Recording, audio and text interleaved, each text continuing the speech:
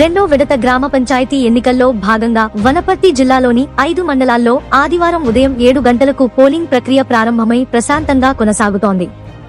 వనపర్తి జిల్లా కలెక్టరేట్లోని సమావేశ మందిరంలో ఏర్పాటు చేసిన కంట్రోల్ రూమ్ నుంచి వెబ్కాస్టింగ్ ద్వారా జిల్లా కలెక్టర్ ఆదర్శ్ సురభి, అదనపు కలెక్టర్ స్థానిక సంస్థలు యాదయ్యతో కలిసి పర్యవేక్షిస్తున్నారు.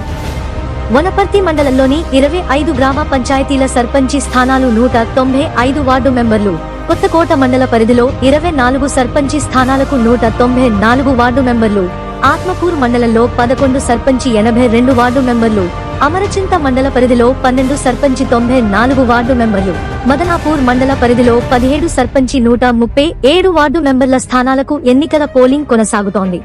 నమస్కారం. ఈరోజు 14 డిసెంబర్ వనపర్తి జిల్లాలో రెండో విడత గ్రామ పంచాయతీ ఎన్నికలు జరుగుతున్నాయి. ప్రతి చోట కూడా పోల్ ప్రక్రియ స్టార్ట్ అయింది.